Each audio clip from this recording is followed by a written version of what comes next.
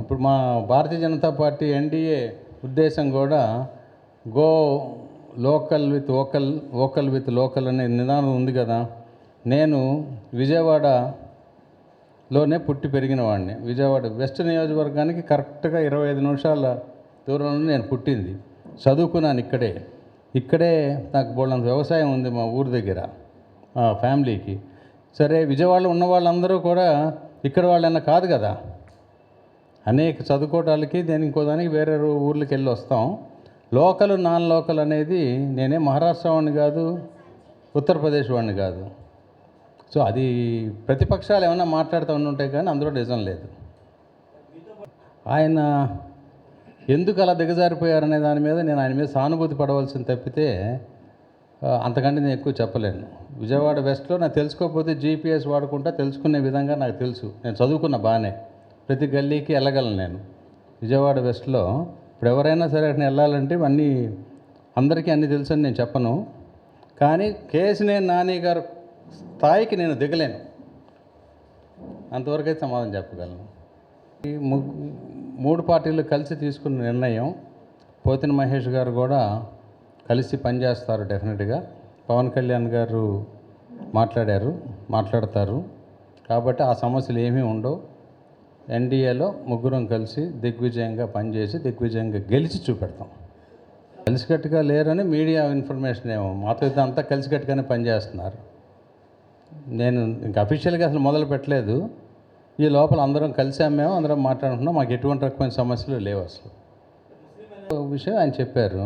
ఎన్డీఏగా ముగ్గురు కలిసినప్పుడు కూటమి అభ్యర్థిగా నన్ను డిసైడ్ చేశారు. అదే నేను అప్లికేషన్ పెట్టి సంపాదించింది కాదు కదా. నేనైతే విజయవాడ నగరంలో నాకు ఇది వచ్చినందుకు ఒక అదృష్టంలాగా పడిన. మా శ్రీరామ్ కూడా అభ్యర్థి ఎక్స్పెక్ట్ చేశారు. కానీ అధిష్టానం తీసుకున్న నిర్ణయానికి మేము మాట్లాడుకున్నాం. వాళ్ళకి అదే నెక్స్ట్ టైం కలిసి పనిచేద్దామని డిసైడ్ చేసాం. ఈ చిన్నవి ఎప్పుడు తృప్తులు, సంతృప్తులు, అసంతృప్తులు ఉంటాయి. అవి సర్దుకొని పోతాం, ఏం ప్రాబ్లం ఉండదు.